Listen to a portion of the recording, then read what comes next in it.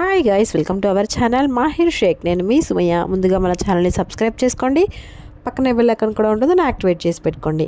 నాకు తెలిసి ఈ ప్రపంచంలో ఈ రెసిపీ కన్నా ఇంకా ఈజీగా అయిపోయే రెసిపీస్ ఏమీ ఉండవేమో. ఒక 4 ఉల్లిపాయలు 2 కోడిగుడ్లు ఉంటే చాలు, ఈ కర్రీ చాలా ఈజీగా అయిపోతుంది. ప్యాన్ అయితే పెట్టేశాను. ఒక 2 టేబుల్ స్పూన్ల వరకు నూనెను కూడా యాడ్ చేసేసాను. పోపు గింజలు అయితే వేసుకుంటున్నాను. ఈ విధంగా కనుక కర్రీ చేసుకుంటే లంచ్ బాక్స్లోకి చాలా త్వరగా అయిపోతుంది. నేను మాహిర్ స్కూల్కి వెళ్ళిన దగ్గర నుంచి ఇలాంటి రెసిపీస్ అయితే నేర్చేసుకున్నాను. చాలా క్విక్గా చేసేసి పెట్టేయాలి కదా, అందుకోసమని. పోపు దినుసులన్నీ ఫ్రై అయిపోయిన తర్వాత 4 ఉల్లిపాయలు నిలువుగా కట్ చేసి పెట్టుకున్నాను. అందులోనే ఉప్పు, పసుపు అయితే యాడ్ చేసుకుంటున్నాను. మీకు గనక పచ్చిమిర్చి టేస్ట్ కనుక నచ్చితే పచ్చిమిర్చిలు కొంచెం ఎక్కువ వేసుకోండి, ఎండుకారం వేసే పని లేకుండా.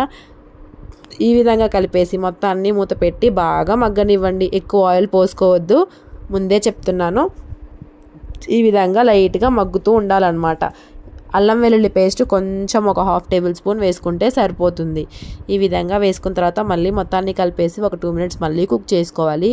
అందులో ఉన్న వాటర్ అంతా బాగా, ఉల్లిపాయలు బాగా మగ్గేదాకా పెట్టుకోవాలన్నమాట. చివరిలో కొంచెం ఇష్టమైతే ఎండుకారం వేసుకోండి, లేదు పచ్చిమిర్చి టేస్ట్ సరిపోతుంది అనుకుంటే అదే సరిపోతుంది, ఇంకా ఎండుకారం వేసుకోవద్దు. ఆ ఫ్లేవర్ బాగుంటుంది అనమాట ఎండుకారం వేసుకోకుండా.